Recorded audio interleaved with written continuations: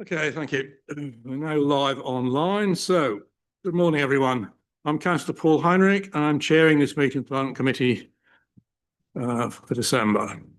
If you haven't attended one of these meetings before, the officers who provide and present our reports and offer technical advice sit on either side of me at the top table. In front of me in the central area sit the members of the committee who will be making the decisions on the items on the agenda. Can officers introduce themselves, please? Good morning, everybody. My name is Jeff Lyon. I'm the Development Manager. Morning, everyone. Joseph Barrow, Senior Planning Officer. Lauren Gregory, Democratic Services. Claire Shopland, Democratic Services. Mark Brand, Senior Planning Officer, to present the Hempton item. Jamie Smith, Senior Planning Officer. Fiona Croxton, Solicitor to the Council.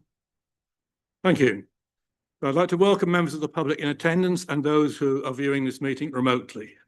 If you have been registered to speak on any item, I will call you to the front to the end of this bench when appropriate. You will have 3 minutes to make a case. Usual formal notices. Fire alarm. We're not expecting a fire alarm drill today, so if the alarm does sound, it is for real, in which case you please follow officers using the marked exits and make your way to the car park there or to the area around the flagpole at the other side of the building. We ensure that mobile phones are switched to silent or to off, please. If necessary, we'll take a break around about 11. And I just remind members of the public that they should not attempt to speak to committee members during any break.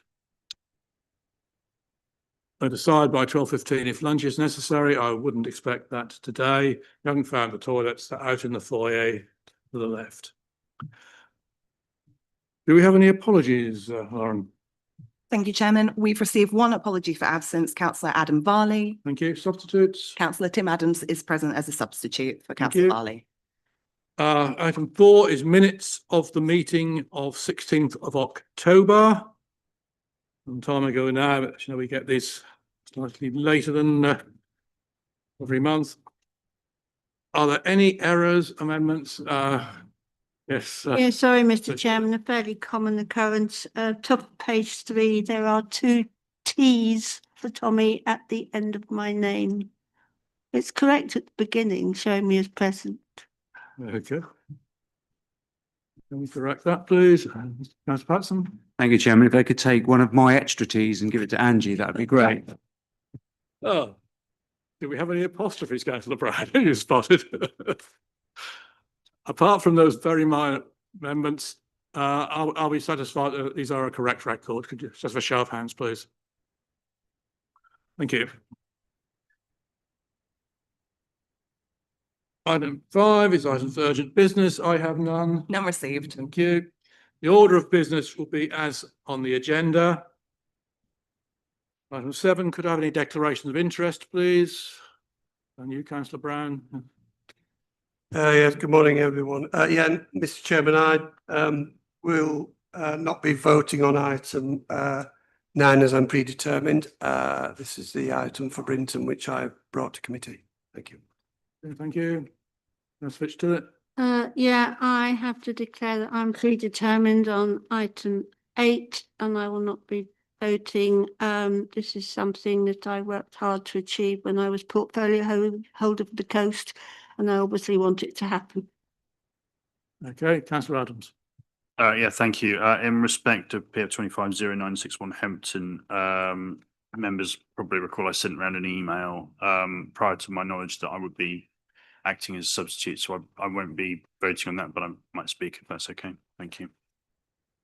I'm advised you probably shouldn't speak, Councillor, but I'll take advice. You can. Thank you. Yeah, that's what I thought. Thank you. Okay, let us move immediately then to item 8, Haysborough RV 252056. Mr. Barrow, you ready? Thank you very much, Mr. Chairman. Good morning, members. Yes, I am presenting a variation of condition application as per the screen above me. for the beach car park at Haysborough.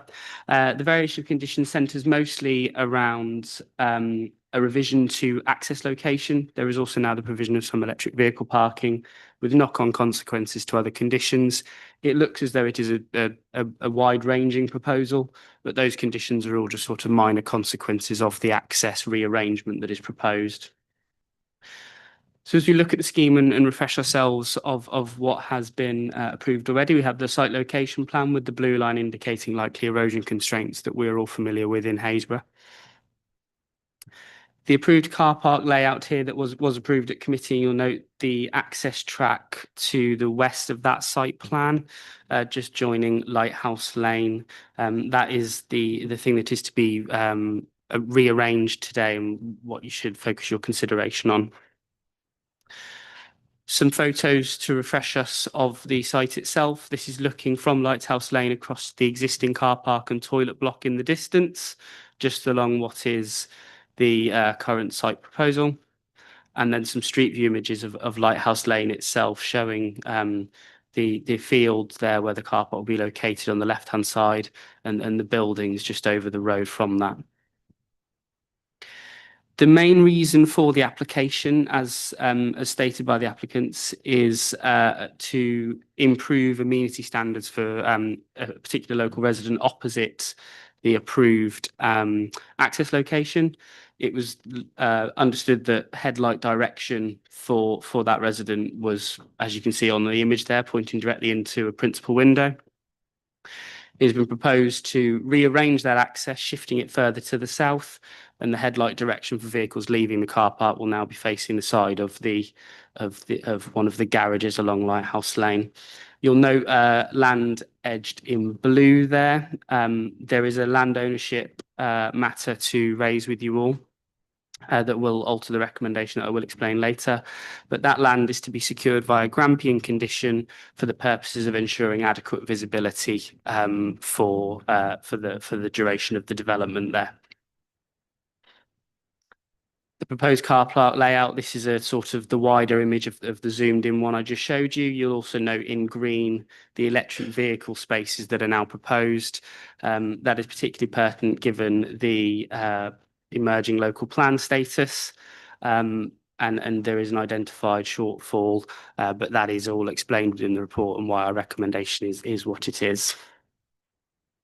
So the key considerations for members today are the impact upon residential amenity. We believe that this is to be a positive one. The changes request are only the provision of electric vehicle spaces and the relocation of the access, and we believe the relocation of the access to have a positive impact upon the particular neighbour.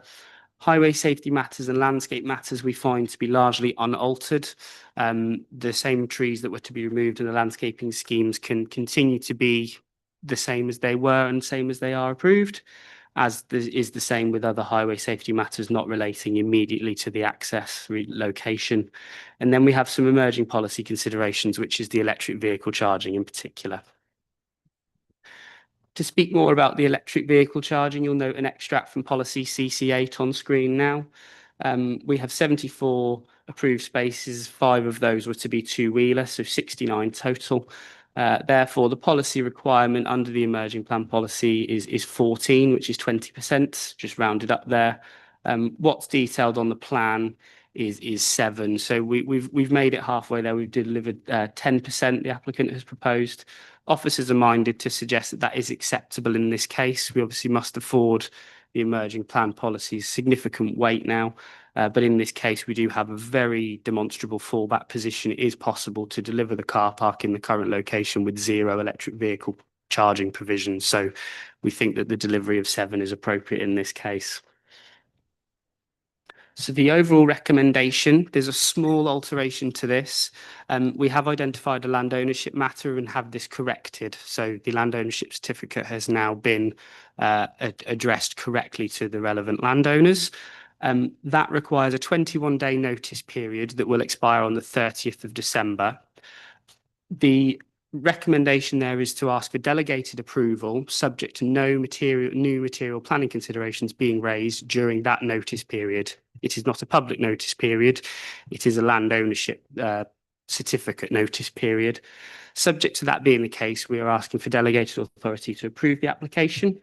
That's subject to all previous conditions that were on the decision, whether discharged or otherwise, and new conditions in order to control the following matters. So the submission and approval of exact information relating to electric vehicle charging. So we will ask for details of a scheme to be submitted to us and we will approve those details. And a Grampian condition to secure visibility to the south in the land edged blue.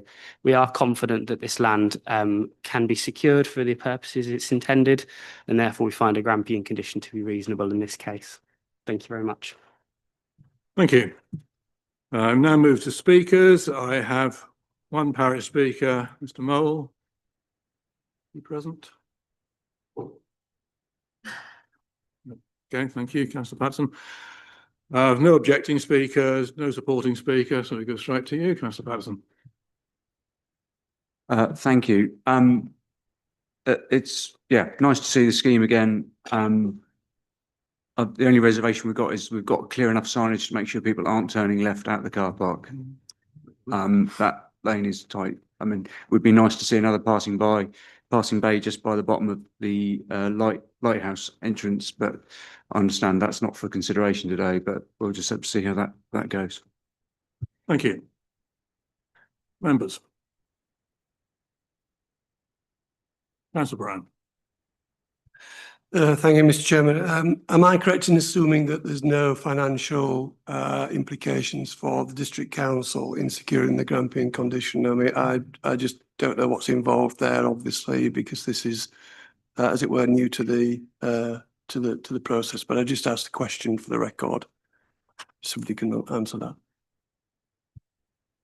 We're not aware of an issue on that.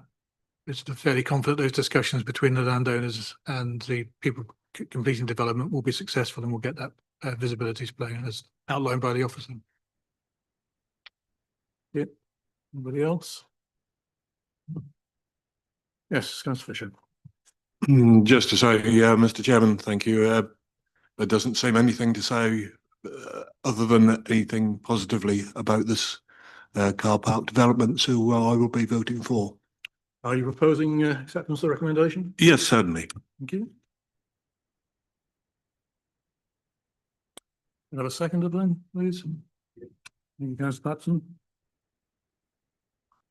Nobody else has anything to add? We'll go straight to the vote, please, Lauren. Thank you, Chairman. Councillor Adams. For. Councillor Beattie. For. Councillor Brown. For. Councillor Fisher. For. Councillor Fitch-Tillett. Councillor Hankins. For. Councillor Heinrich. For. Councillor Holiday. For. Councillor MacDonald. For. Councillor Patterson. For. Councillor Nebaway. Councillor John Toy. For. Councillor Kim Toy. And Councillor Vickers. For. That is 13 votes for and 1 abstention. Thank you. The recommendation is approved. You have delegated approval to do as necessary. Yeah. We now move to item 9. Hempton, PF 25/0961. Hampton next, or we're doing I've got Hempton next on the list. Brinton, isn't it? No, Brinton's down as 10 on me. You muddle them up. Okay, we'll take Brinton next then. Thank you. It's to PF 224/2057. You ready, Ms. Smith?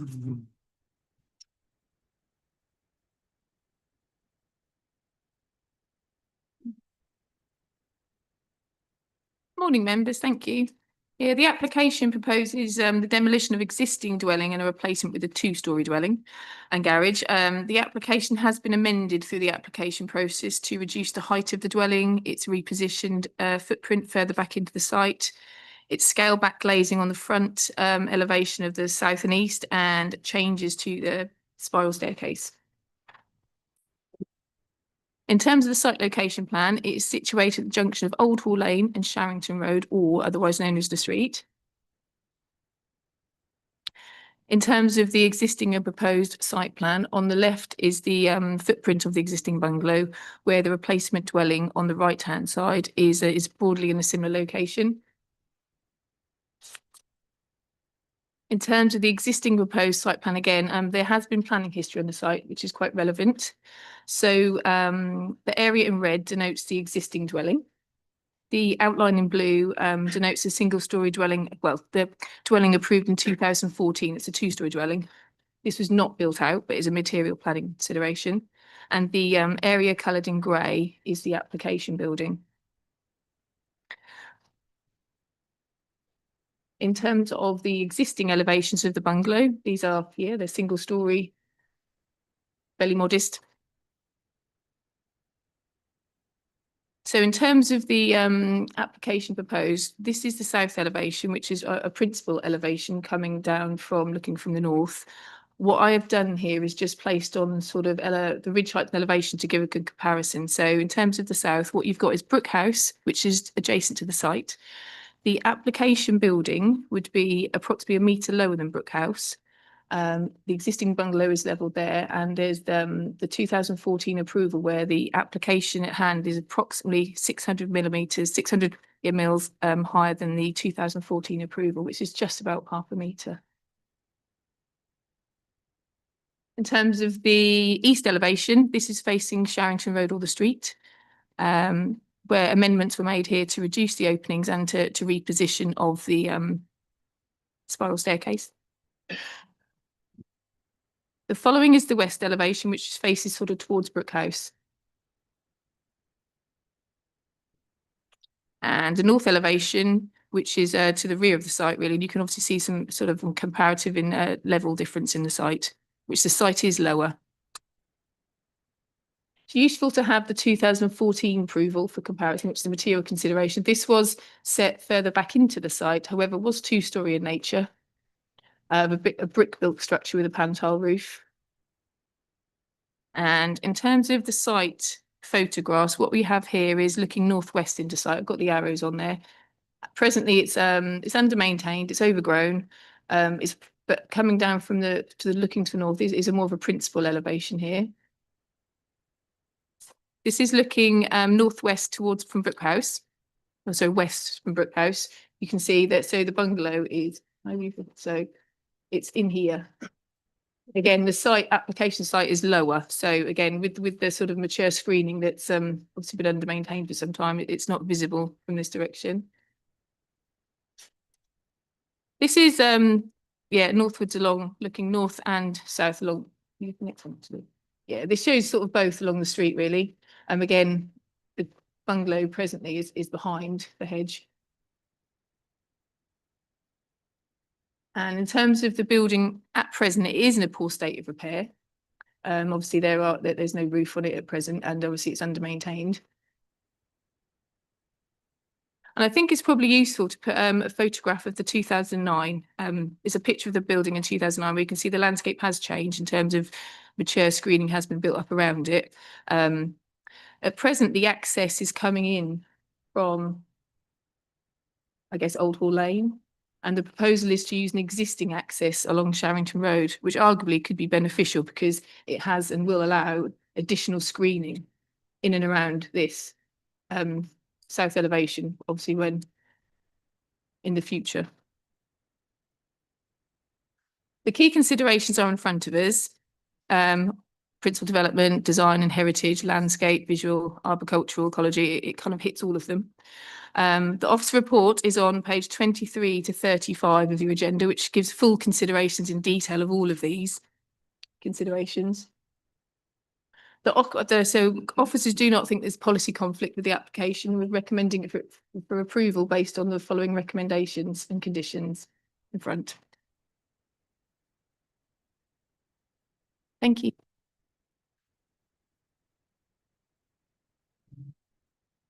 We have a number of speakers on this one. If we can start with the Parish Council, we have Sarah Hayden. Front, please. So you'll have 3 minutes from the time you start. Thank you.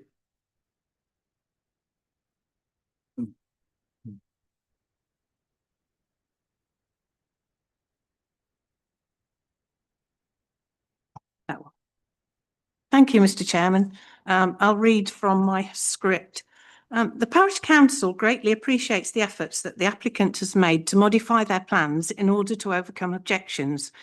However, we are concerned that should the current plans be approved, it would be because this latest application is the least worst presented rather than an appropriate development on a sensitive and prominent site in the village conservation area and the Glaven Valley Conservation Area. The amended design may be considered less impactful than the previous, but it is still overly impactful for the site. We appreciate that the site originally contained a dwelling, but that was a modest single-storey dwelling which did not dominate the site and overshadow the existing buildings and damage their setting. The current proposal would result in a disproportionately large increase in scale and height with the bold design, significantly increasing the building's impact on the surrounding countryside and conservation area. The bold design, which may be appropriate in a different context, does not sit comfortably in this important corner plot and would dominate the narrow site, overshadowing existing buildings, particularly the Grade 2 listed Cedar House and Brook House. The proposed removal of so many trees would result in the new build being even more highly visible, with a relatively small area left for construction. Maintaining the predominance of the trees, as referred to in the conservation area appraisal, is seen by the Conservation Department and ourselves as being crucial to preserving the appearance and character of the area. We agree with the Conservation Department's comment that there are genuine concerns that a new build, to quote, is too forceful for its own good, and we're concerned regarding its impact on existing heritage assets. The parish council believes that the current development overpowers the site and is unduly impactful within its modest surroundings. The proposal is therefore considered to cause harm to the two conservation areas and the existing designated heritage assets. A more modest development should be considered, which is more respectful of its surroundings. We do not believe that there are any public benefits from the proposals which outweigh the identified harm. We would like to finish by also expressing our concern at the flooding experienced on and around this site, which has been a problem for many years. We are currently experiencing a problem with a dwelling in Charrington, where an application was passed last year for substantial building on a relatively small plot, without due consideration being given to the effects of this build on flooding to the surrounding area. We would not want to see this repeated. Thank you, Mr. Chairman. Thank you. I have one objecting speaker, Mr. Keith Parks. Come to the microphone, please.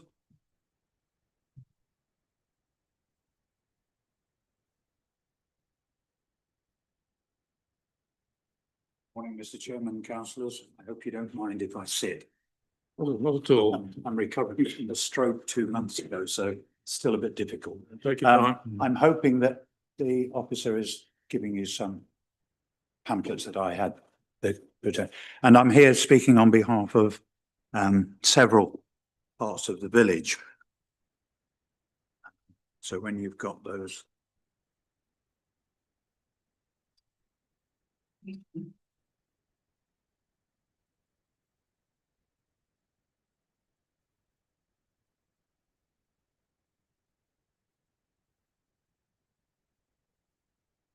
Thank you, Chair. I'll commence if that's all right. Okay. We all want a replacement building. However, the location would have been far better on the footprint of the 2014 approval, which you've seen on the map, because this was well situated within the block of woodland. The applicant would be met with a claim if he accommodated this suggestion, as he can do so as he is the owner of the adjacent Brook House and its gardens. This would have the benefit making available a far better access to the property from the south. Councillors will be aware of policies SS1, 2, EN2, EN4 and HO8.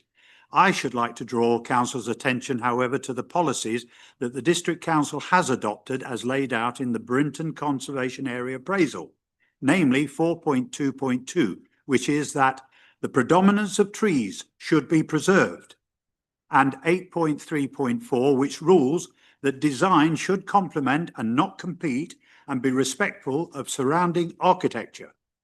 On the drawing 1, councillors, please note the very steep sloping site west to east, the lowest part of the street where there is an existing flooding problem, and this abuts the application site. Councillors can also use the photograph to visualise the overbearing proposed increase in the height of 3 metres above the ridge height of the existing modest building.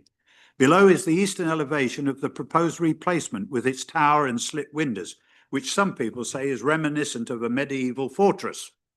An additional fact you will notice is the drawing of the garage. Look, the building is almost the same size as the existing bungalow. Sorry, bear with me. I'm running out of time trying to get. Right, see the drawing too. Councillors should note that the proposed replacement occupies far lower ground than Brook House, to which the comparison is not clear cut. The trees on site. In 2014, the plan called for only a holly, plum, leylander and a couple of apple trees to be removed. Now they propose to remove no less than 9 trees, including a mulberry and a walnut. And councillors, please note that landscape officers have written that this walnut to be the best tree on the site. And what is more, as you know, it is an endangered species. Again, I draw your attention to adopted policy paragraph 4.2.2. The predominance of trees should be preserved.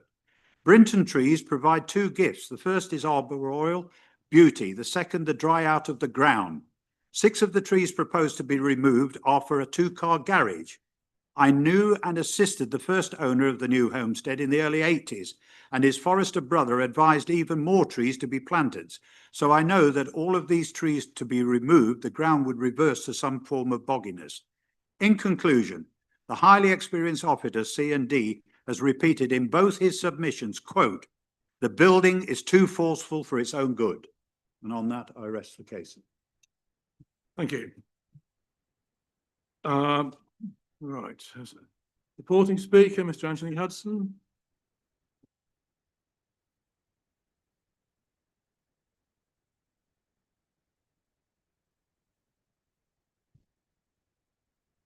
Microphone is switched on, so you're clear to go. Sorry? Microphone is on, so you're clear to go. Okay, thank you very much indeed. I'm Anthony Hudson from Hudson Architects, the architects of the project. Seems to be no disagreement about building a new house on the ruins of the old. So whatever replaces the ruins will be bound to have an impact, and we believe we've designed something which fits well within the context. We also have the support of planning and design officers here at North Norfolk District Council, which I suggest contradicts the previous speaker's comments. We've also had 9 supporting letters from all the village, in contrast to 6 which have been critical. We're aware that design, prominence and landscape are big things, and have been considerable dialogue with NNDC officers on these matters to make sure that the scheme is appropriate to its context. This has included the final position of the house, its height, scale and materials and landscaping. The house has been pushed back northwards into the site as far as the existing entrance allows, with a much lower ridge height to neighbouring Brook House because it sits below it. So it's subservient to all those buildings. It's also similar in scale to the building which did get planning permission in 2014, which was 2 stories, and actually less big in terms of floor area of 141 square metres compared to 186 of the 2014 permission, and only 3 square metres bigger than the original house. It's a modest but contemporary design relating to local traditions of building form and materials. There's nothing assertive. The form has been broken up into 2 parts with different ridge heights and footprint cranks responding to the line of the 2 roads that run to the east and south of the site, which modulates the building and turns the corner in an interesting way.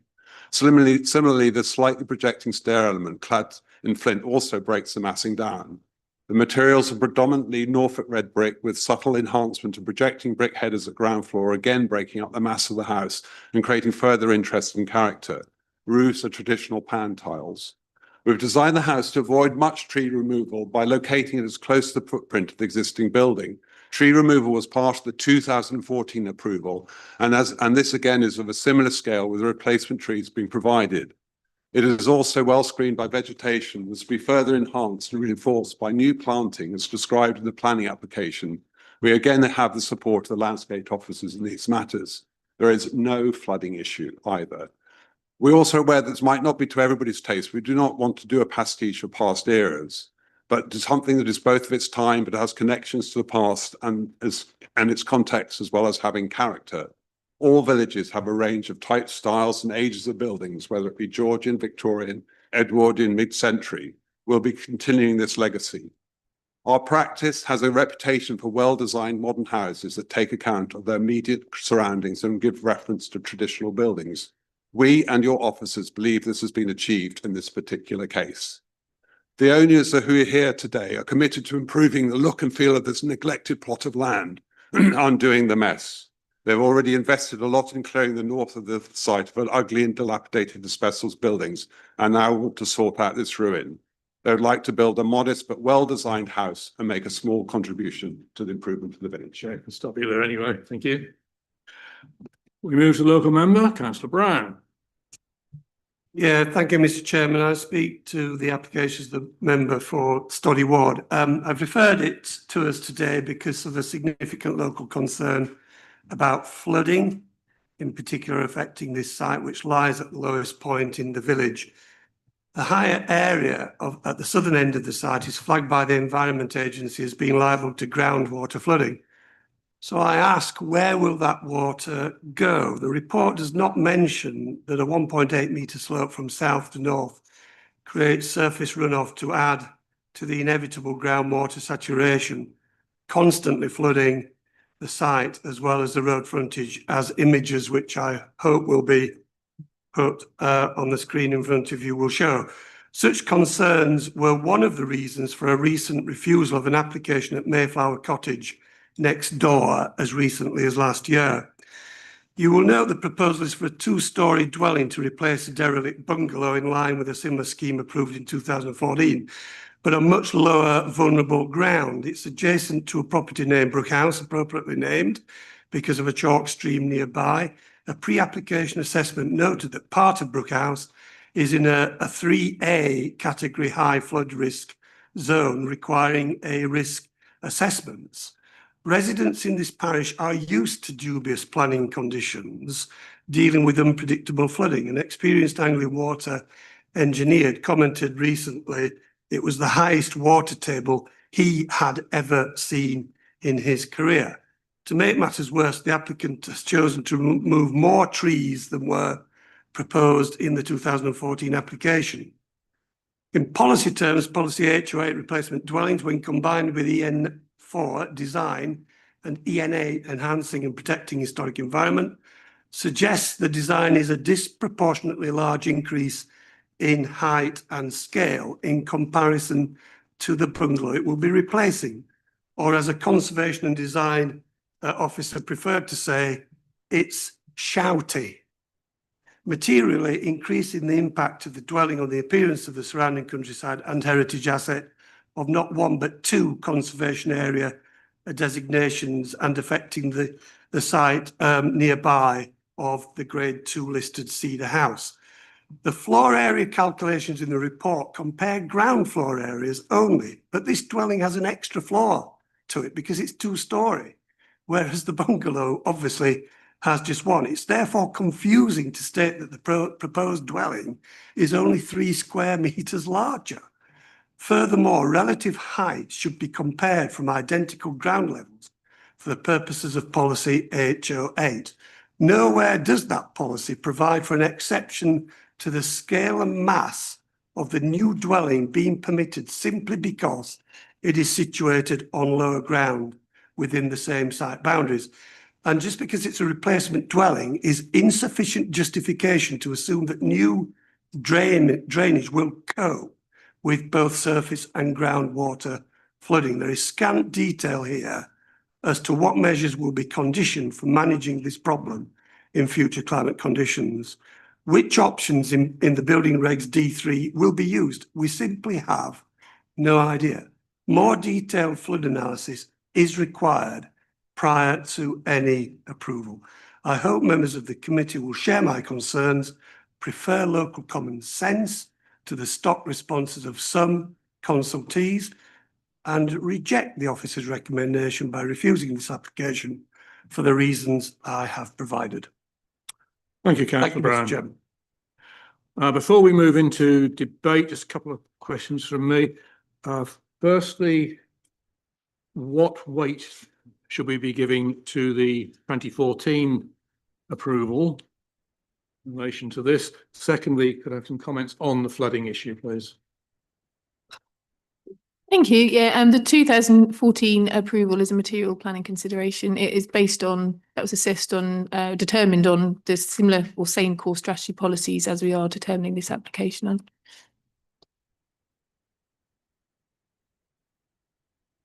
I mean, clearly flooding issues are a material consideration and you as a committee can attach the weight that you want to attach to that particular issue. I mean, we've considered it in the report. It's not, as I understand it, the flooding issues don't cover the entirety of the site. We're talking about a corner of the site. And as set out in the report, we feel that those issues can be dealt with by way of planning condition. That's the normal way that we deal with this sort of thing on this sort of scale of development. So we are confident we can deal with this sort of issue via condition. We are dealing with a replacement dwelling here. If we were talking about a completely new dwelling in the countryside, where you're sort of changing a sort of greenfield site to a hard standing area, yes, we might want to know that detail up front. We are talking about a replacement dwelling here. We're not talking about a new development. So that's why we are confident we can deal with this by way of condition. Thanks. Thank you. Right, Councillor Patterson, you have thumbs up. Thank you, Chairman. I can see why this is in front of us because it's obviously finely balanced, but I think you know, in the context of this 2014 application, I think the officer's done a good report, and I'd be happy to propose for approval. Thank you, Councillor Patterson.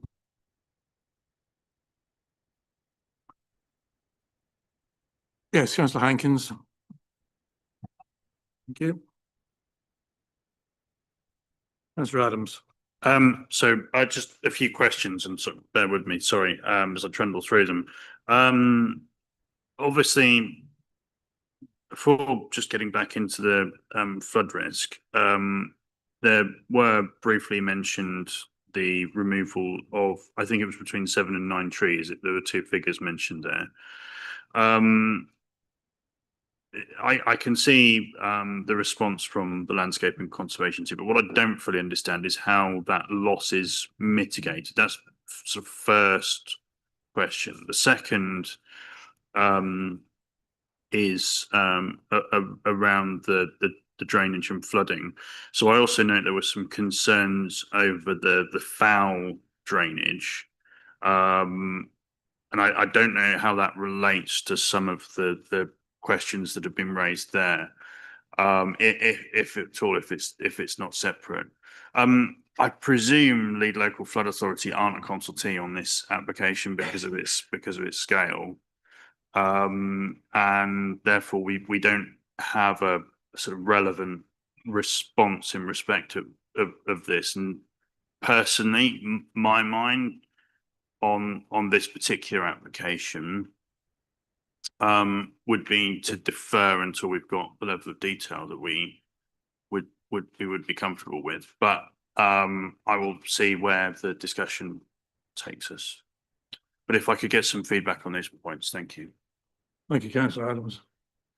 Thank you. Yeah, in terms of the easier one to start with, the existing site's got septic tank and they're upgrading to a PTP, which is in the drainage hierarchy, which is acceptable. The site of this size, and because of the replacement dwelling, the LLFA aren't consulted, but I was very mindful of the comments and the representations made. I did give the LLFA a phone call and had an informal discussion with them, but because it's informal, it's not a formal consultation. But again, from their records and their mapping system, obviously the site is in flood zone 1, the application site, so it's arguably not at risk of flooding in terms of, you know, fluvial or, but they didn't have any record of any issues or people are saying there's an issue of flood risk on this site, but also their mapping system is recently been updated, but essentially states that the site, they have nothing really to offer or to add because they have no issues with the site in terms of flooding, really, is what they were saying. So obviously, but it's not based on reports of flooding to dwellings, isn't it? Yeah, I mean, so are based on their information, that again, that's all we can say. But it's the site is it's not come up in our mapping system. The council's is surface water flooding. Yes, it's in the most of it's low level groundwater flooding. So equally, we do feel comfortable or confident that putting a planning condition on requiring, you know, appropriate drainage to be agreed prior, you know, as part of the planning application. So can I just come back? So the lead local flood authority report issues of internal flooding. So that's it's garages, but not other outbuildings. You know, there's some flooding even to internal buildings can go unrecorded. But I'm not clear here whether we're talking about a risk to flooding to dwellings or obviously there were quite a few pictures of roads there. So I don't know, you know, maybe that's something local member can sort of clarify for the committee's attention. But can I just understand, is there any mitigation in terms of the loss of trees? Thank you. Yeah, I mean, obviously the consultee comments were available on the website. Obviously, our landscapers had raised concerns with, you know, arboricultural loss of trees, and so instead of what we did is upfront got the agent to essentially do a really significant management plan, landscaping scheme. Everything's agreed as part of the application, which also includes details of the work.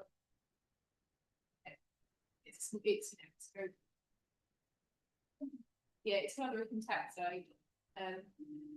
Yeah, so we've got details for construction, working area, parking, upfront, obviously details of landscaping, planting, mitigation, management. That has all been considered upfront, and we needed that for our landscape officer to be in a position to be more comfortable with the scheme, as opposed to conditioning it thereafter.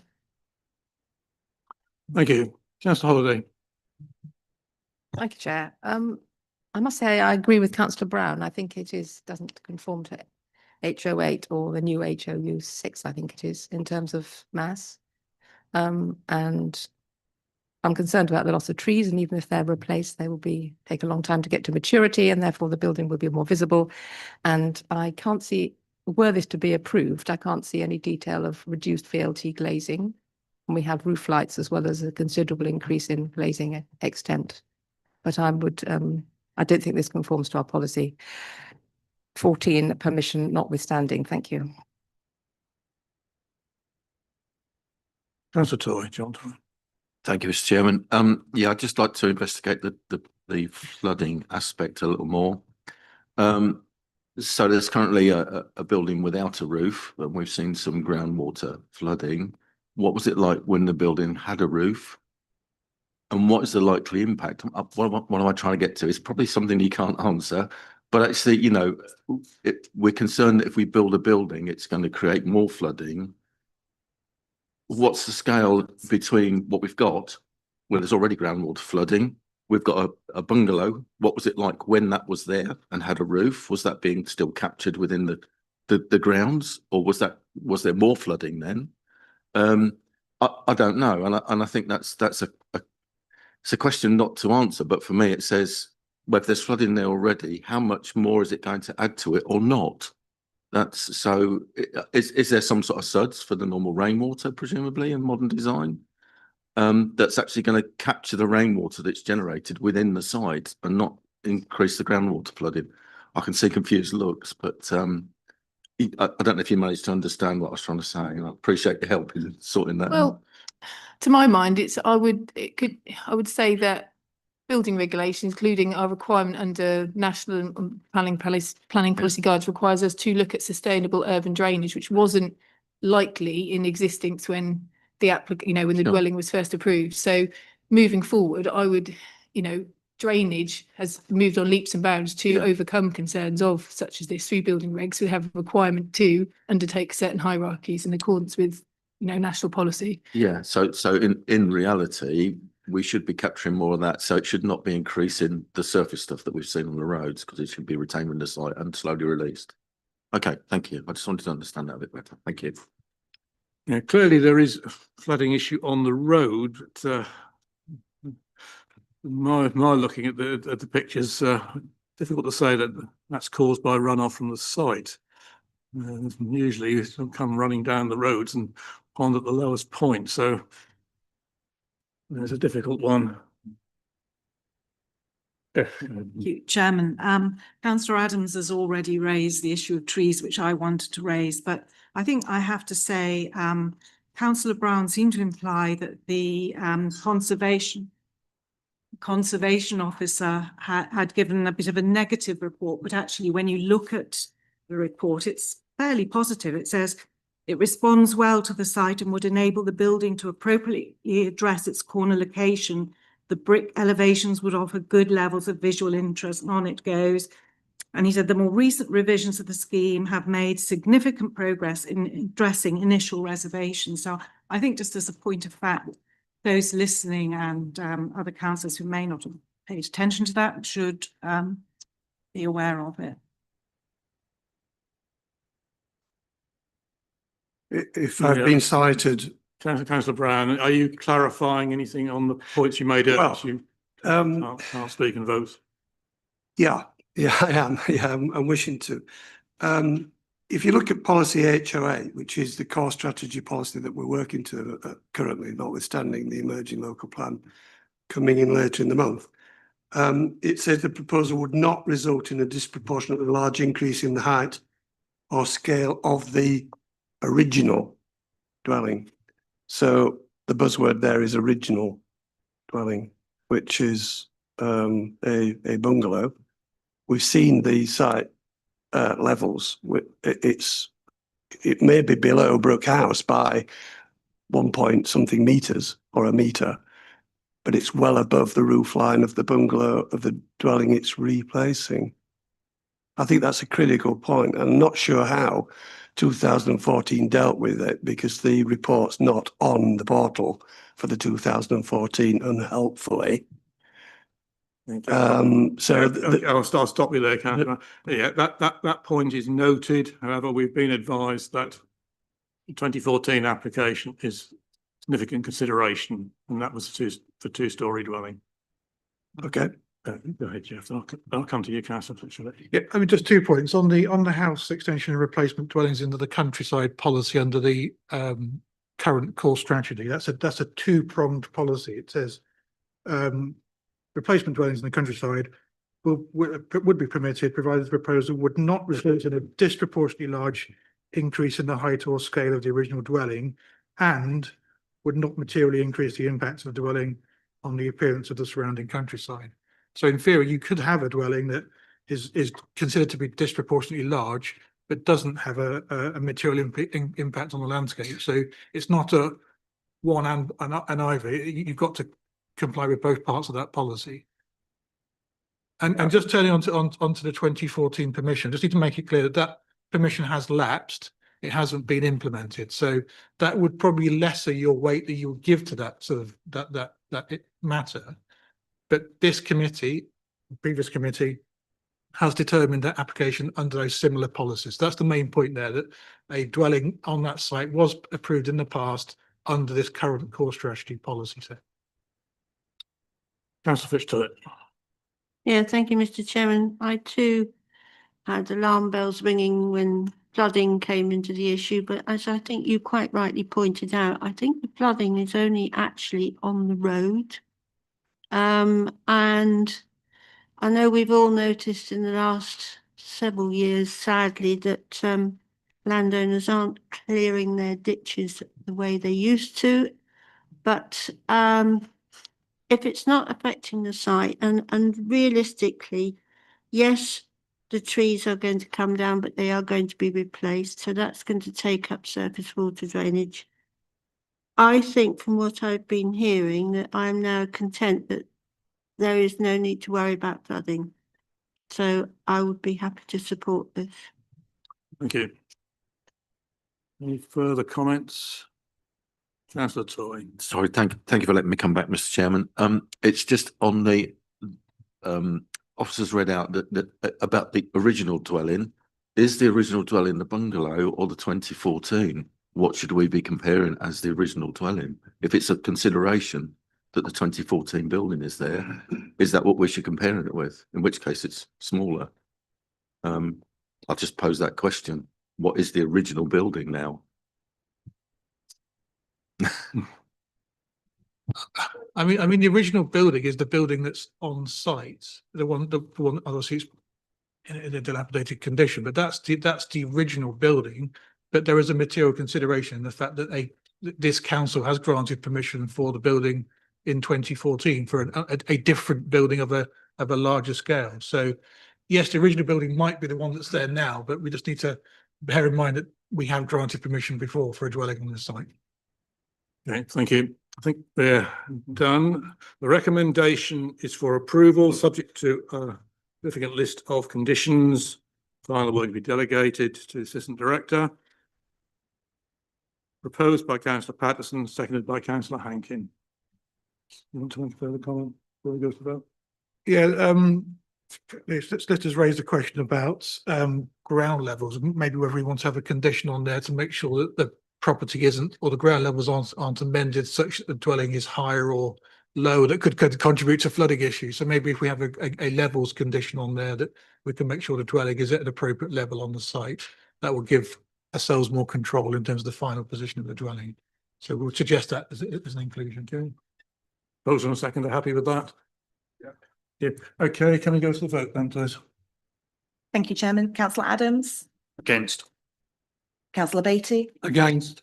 Councillor Brown, Abstain. Councillor Fisher, For. Councillor Fitch-Tillett. For. Councillor Hankins. Councillor Heinrich. For. Councillor Holiday. Councillor MacDonald. Again.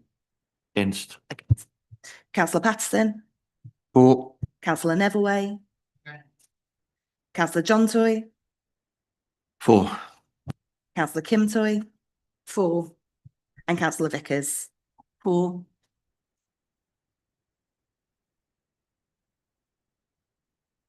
So that is 8 votes for, 5 votes against and 1 abstention.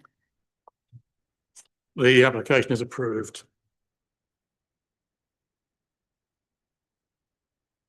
And we move to our final consideration now, which is in on there. It is Hempton, the self-storage facility, PF 250961.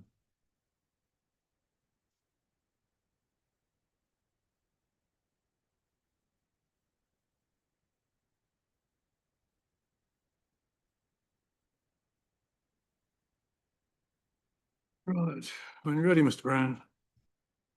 Thank you. Good morning, members. So, yep, the application is for self-storage container facility comprising 212 containers, including perimeter fencing, landscaping, and associated works, land south of Hempton Poultry Farm, Hempton.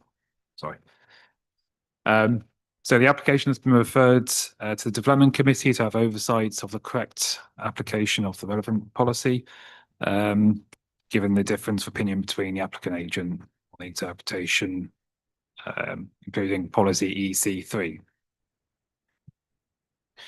So this is the site location plan. As you see, it comprises a triangular plot of 0.74 hectares to the south of the existing poultry unit. And this is an aerial of the site. So you can see the existing poultry units to the north. Further north of that, you've got the anaerobic digester facility. And to the east, you've got scrap and reclamation business and a recycling centre. You can see on the aerial view too. So these are the proposed block and landscaping plans. So the site will be accessed off the existing vehicle access serving the poultry barns and anaerobic digester. So these are the street scenes provided. So the site benefits from existing mature hedgerow along the street frontage. So this would largely screen it from the public view, bar sort of the top part of the containers. So these are the containers. So there's 3 sizes of containers, including 64 10-foot containers, 144 20-foot containers, and the next slide shows 4 40-foot larger containers.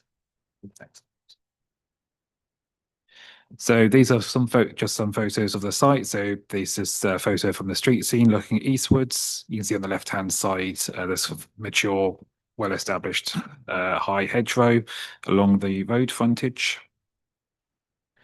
And these are views from within the site, showing the site entrance.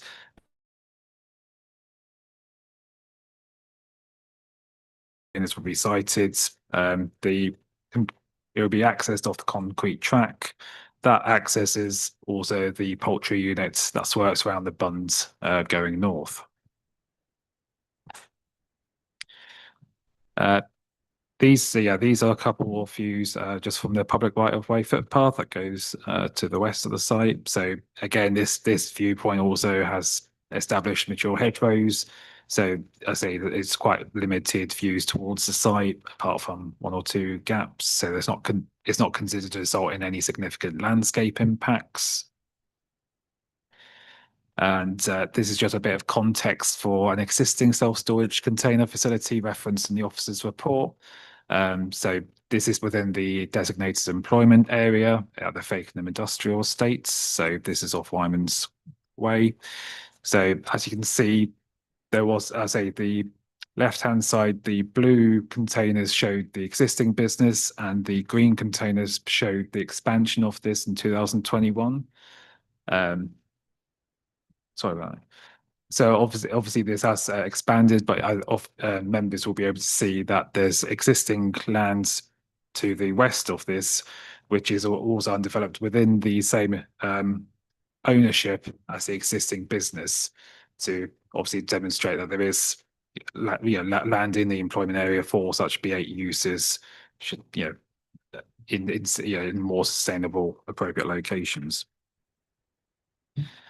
So the key issues I'll say the main issue is set out in the officer's report around the principle, concerns around there being no functional relationship between the existing business or an agreed state management plan. Proposals considered not considered compatible with policy EC3 or the emerging policies, as it forms a standalone self-storage container facility, and it has not been evidenced that it supports diversification or sustainability of the wider estate. And the crux of it is whether such new B8 uses are appropriate in the countryside without such robust justification or mechanisms. So regarding the impacts on landscape and ecology, these are, given the context of the existing screening and the off-site BNG enhancements, there's not considered to be any landscape conflict, and there's not considered to be any highway safety impacts from the proposals utilising the same existing access point. So given the policy conflict regarding the principle, the recommendation is to refuse in accordance with the officer's recommendation. Thank you. Thank you. Regarding speakers, I have no town or parish speaker. I have no objecting speaker. I have one supporting speaker, Mr. Charles Judson. Can you come to the microphone, please?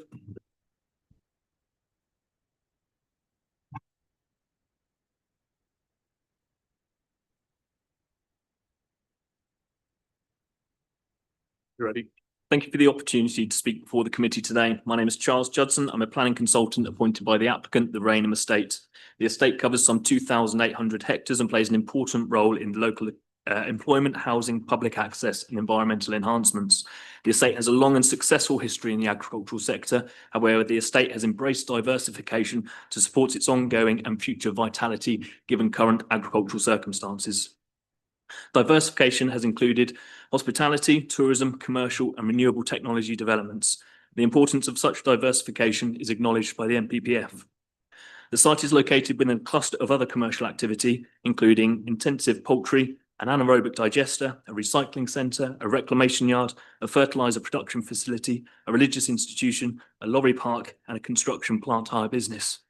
Officers have previously found that the estate has significant economic and employment benefits of the area. This has been confirmed in previous decisions, such as at Hall Farm, which permitted new build development in the form of a brewery. The officer's report considers that this was in the context of the conversion of an existing building, but the reference was explicitly in relation to new build aspects of that development, and it was considered that such development could be approved on the basis that the estate represented an existing business. The development is not standalone, as suggested in the officer's report, but instead forms an important part of the estate's diversification and is located on part of the estate where a cluster of commercial activity takes place. The site is also close to Fakenham, while accessible to the wider rural population. As such, there are significant locational benefits associated with the proposal. Officers suggest that the development will be better located within a settlement boundary, but owing to the nature of the use, there's no practical benefit from the proposal being accessible by public transport, walking or cycling. Furthermore, such locations are better reserved for employment purposes, which would attract more footfall. Officers question the need for the development on the basis that there's an existing self-storage business in Fakenham, which has further land not currently being used. And they suggest that if there was unmet need, this could be taken up by the existing business. However, it's not for officers to make commercial decisions on behalf of existing businesses when other factors, such as access to finance and business ambition, will dictate whether or not they choose to take up that unmet need. The proposal would support a range of small businesses by providing greater access to cost-effective storage solutions. With 212 containers, that's 212 businesses that can be supported, many of which would be small-scale fledgling operations. Furthermore, members will note that there's no objection to the proposal and no concerns in respect of landscape, ecology, highways, noise, and other such considerations. In the absence of any harm, and given the benefits of the proposal in supporting the diversification of the important Rainham estate, which is acknowledged by the council as being important in respect of employment, housing, public access and environmental enhancements, and the wider benefits to other businesses in the district, it is respectfully requested that members overturn the officer recommendation and approve the application. Thank you for your time. Thank you. Local member, Councillor Housden, who is unable to attend, but he's provided a written statement, which I believe has been circulated to you. But I'll read it out for the benefit of the public and those watching. Okay, so this is an email from Councillor Nigel Hughes, a local ward member. He says, my previous email, which is on the planning portal, confirms my support for this application. However, I wish to reiterate my position that the application should be approved. He says the site is surrounded by industrial land use, apart from the Jehovah's Witness building that sits comfortably within the surroundings. The nature of storage units is land hungry, but with minimal employment. Site does not lend itself to a use of significant employment capacity. Currently, alternative storage sites are not available within Fakenham town. Sites that may be considered in the future should be utilised within employment opportunities being the driver. In such instances, the technological innovation and commercial advancement must form the strategic aims and objectives in any central commercial locations. He says, during my years as district councillor, it's been clear that Rainham Estates have been invigorating, developing a strategy with gradual implementation, designed to have benefits for Fakenham district, leading to a ripple effect through Norfolk as a whole. He says the process can only be a step-by-step. In this time as a councillor, I've witnessed employment opportunities created, derelict houses renovated, redundant farm buildings improved or replaced for business use, aimed to enable economic growth in the locality, also providing a growing sense of community. Farm and farm diversification remains a necessity throughout the rural areas of Britain. Rainham Estates are adhering to a trend. Much larger and more controversial planning issues can be found in any country. And he refers to application 250961. It's definitely not a large or controversial. Whilst approvals may have set precedents against policy, the need to view some of these precedents as a dynamic process of alternative land use or vital for commercially viable farm diversification should become the accepted norm for the future prosperity and growth of rural communities. It says the establishment of a storage facility is a pragmatic move offering provision and capacity to the growing local community. It is away from the town centre where use of the containers will have minimal vehicle or environmental impact, certainly not adding to the confusion of existing Fakenham town centre traffic flow. The site is well screened. HGV vehicles use the site locally for other businesses. Accordingly, there are no highway issues regarding the application. It says approval of this application should be seen as a positive step. Accordingly, I restate my position for submission to the Development Committee that this application should be approved. Thank you. Thank you. Councillor Fitzgerald.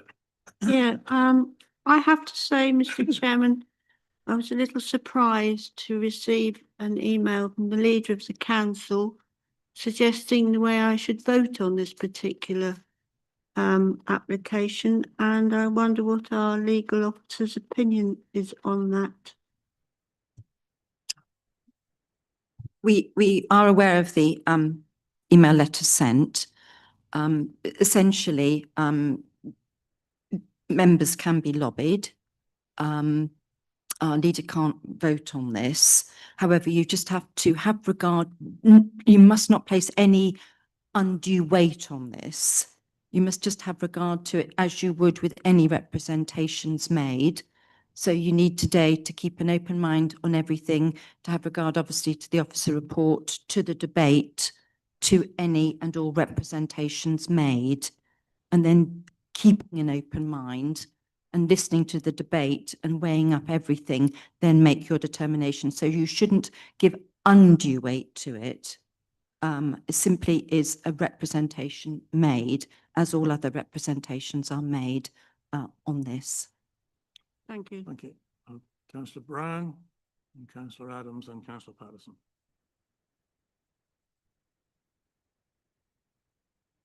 Excuse me. Yeah, thank you, Mr. Chairman. Well, thank you, Mr. Judson, for coming today and offering benefit of your advice to our planning award-winning planning authority, by the way. And it's clear that there is a definite commercial element to your views on this application. I want to bring a commercial element to this.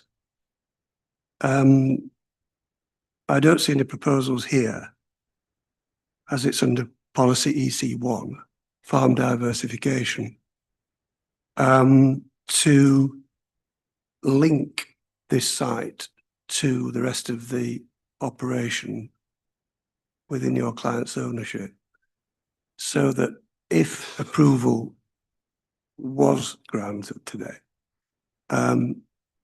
it would be tied into the existing business and not developed, floated on the stock market and sold separately, because how would that feed into benefiting farm diversification and sustaining, in the words of the policy, by making an ongoing contribution to the agricultural enterprise as a whole? So perhaps you could explain why that information hasn't been clearly laid out.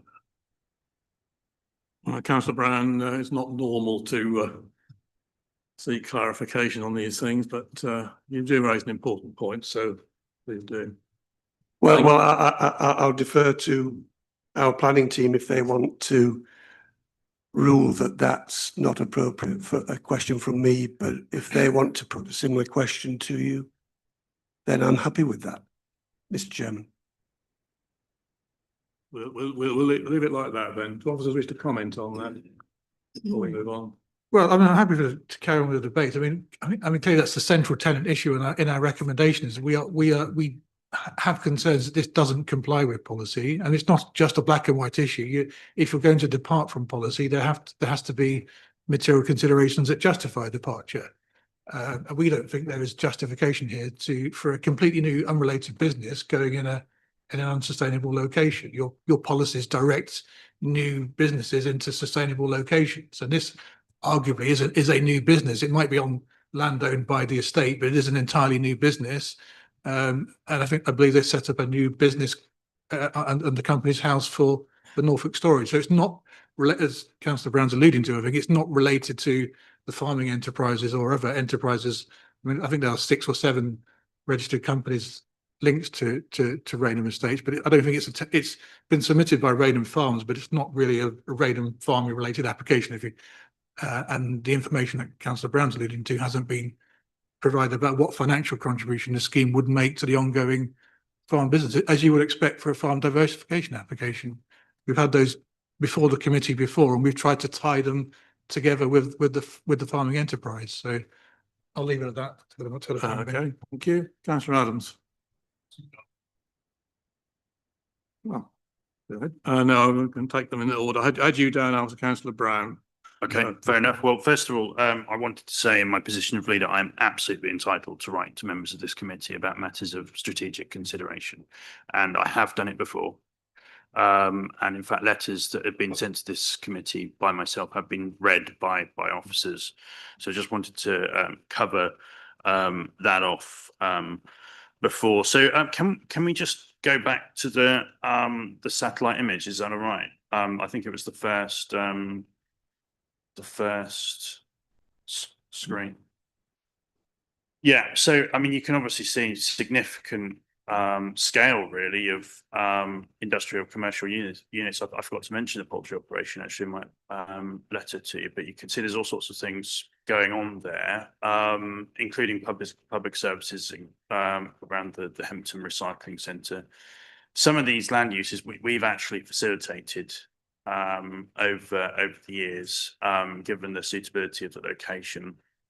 Other factors there, including the presence of the HGV access along the road, which is certainly a benefit to the site given this operation.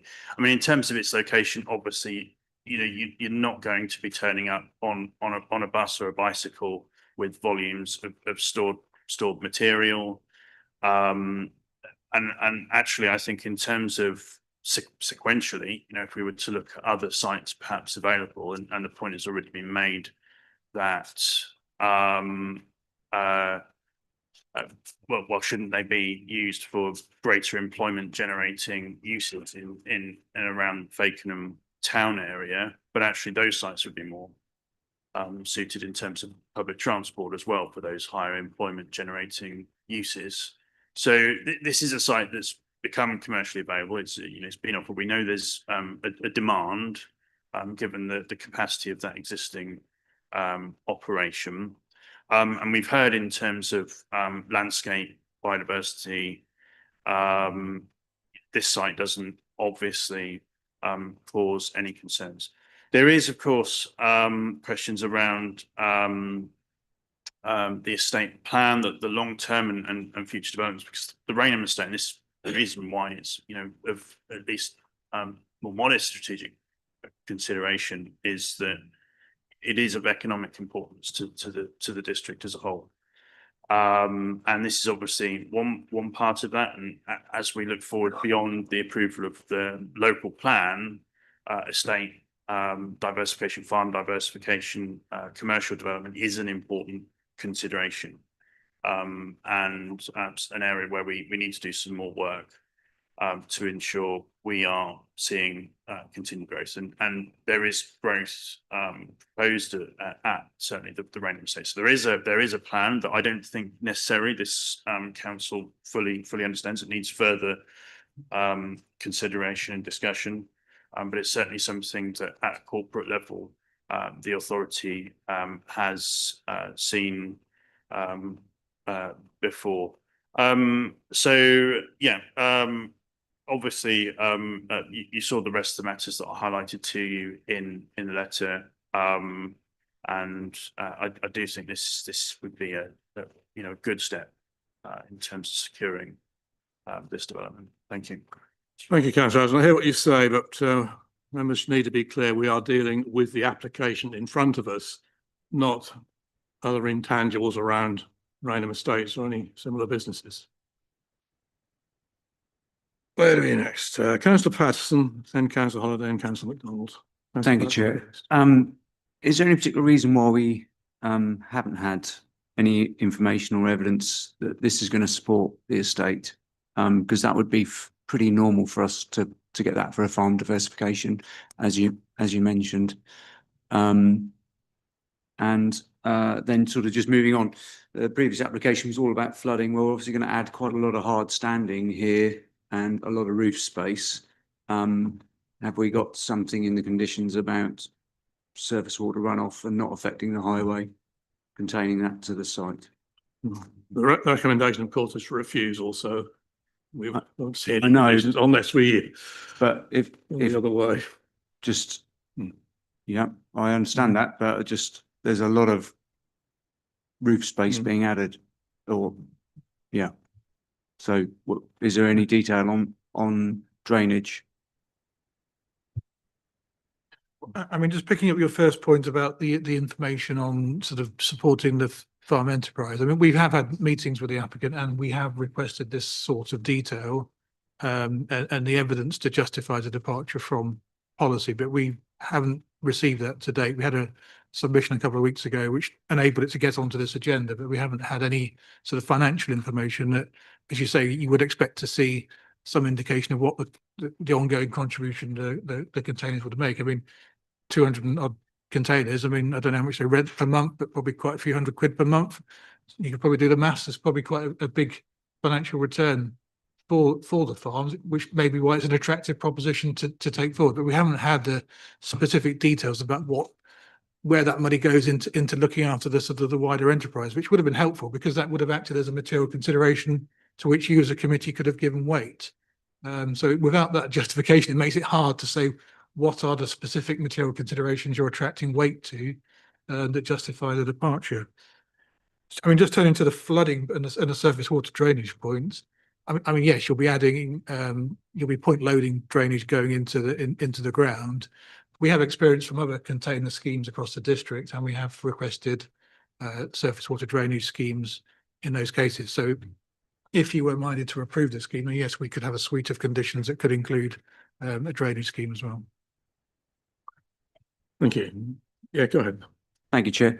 I mean, I'm not a fan of kicking things into long grass, but I feel a deferral till we get information in front of us, such as how this supports the estate, would be useful for us.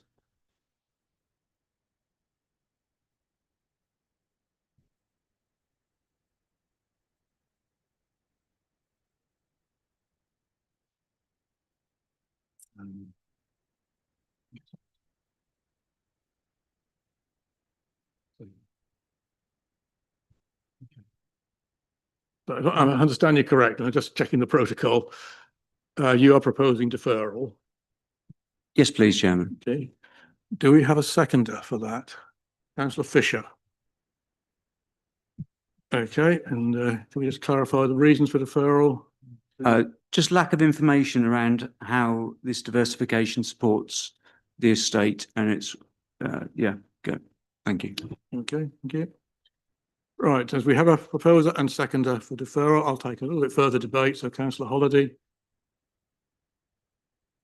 I would question also the economic benefit to the area, not just the economic benefit to the estate, but what's the employment benefit, for example, of storage units? I don't think it's very high.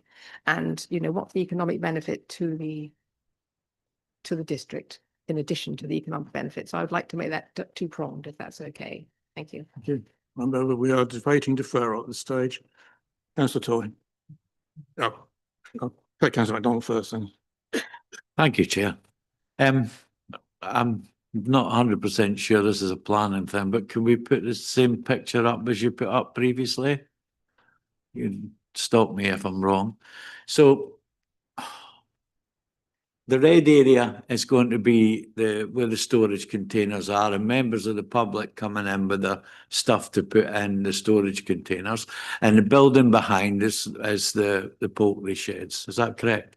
So they're going to be using the same roadway in. Is there no consideration of members of the public who perhaps have their own poultry bringing avian flu in on that same road? I mean, we get told that we're not to go anywhere near these buildings, and you're putting up a public way in to right opposite the buildings where the trucks are coming in and out unloading poultry. As a poultry keeper myself, I didn't think that was allowed. Interesting Thank you. point. Thank you, Councillor MacDonald. Councillor Toy, then we will move to a vote on deferral. Yeah, thank you, Mr. Chairman. Yeah, it's just we need to get the stuff from the estate, but actually Councillor Holliday mentioned about the wider benefits. I can try and give some context for that from my portfolio, in that 80% of North Norfolk are businesses of 10 or less.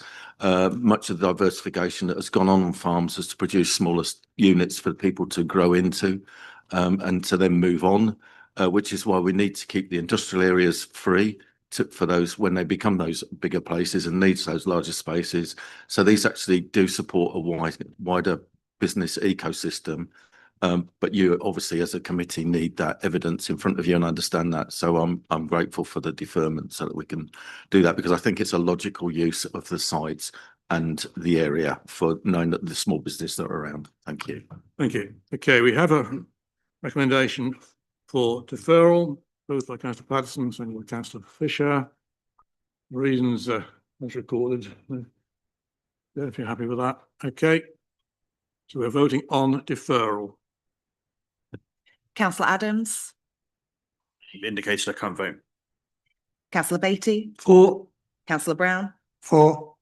Councillor Fisher, For. Councillor Fitch-Tillett. For. Councillor Hankins. Councillor Heinrich. For. Councillor Holiday. Councillor MacDonald. For. Councillor Patterson. For. Councillor Neverway. Councillor John Toy. For. Councillor Kim Toy. For. And Councillor Vickers. For. That is 13 votes for, 1 abstention. Okay, the consideration of the application is deferred to enable further information to be provided as requested. Yes, Councillor Adams. There is a considerable estate management plan document, and it will be up to the applicant whether they want to, I suppose, share that with you. But it is a significant consideration. It's a lengthy bit of work. So there might be some discussion needed outside this room about how perhaps members are briefed on that, because it's certainly not something you would be able to, I suppose, fairly do in the course of a 20-minute session. There's a lot of work that's gone into that. I'm sure our officers can provide an appropriate summary for us. Very happy with that. No, okay. Okay. That's the main business now completed. Won't take a break. We'll just get the last couple of bits out of the way. So agenda item 11, performance update, Jeff.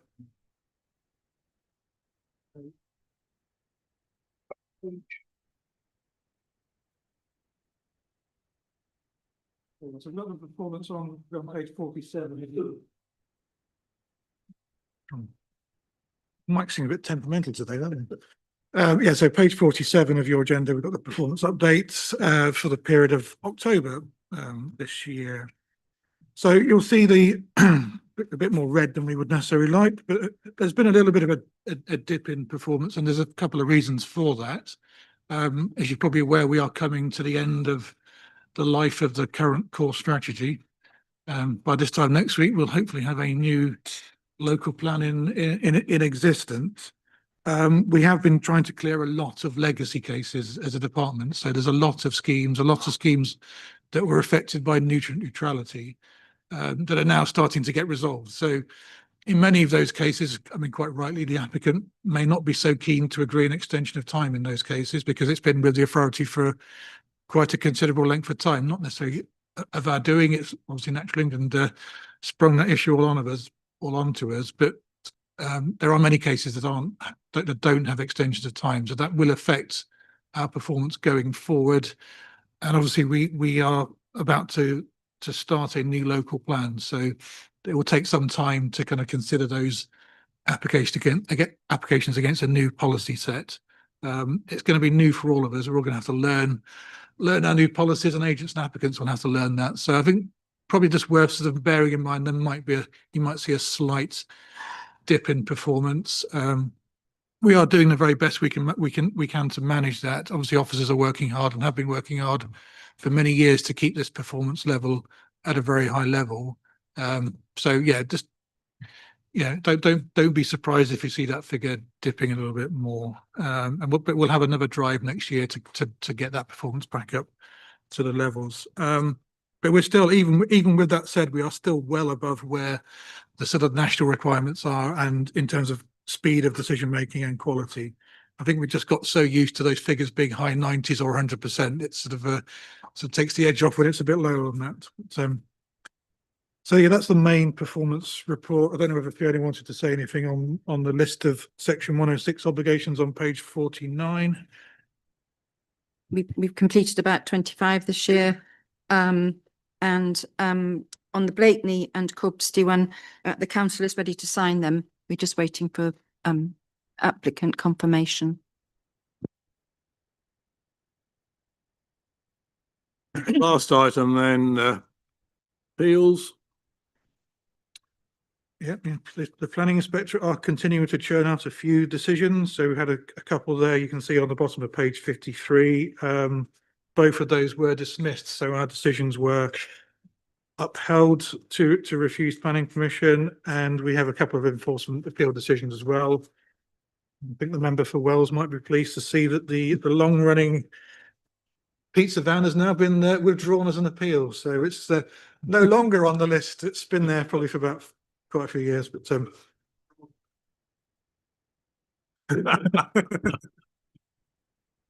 Okay, no questions on field? Councillor Brown. Yeah.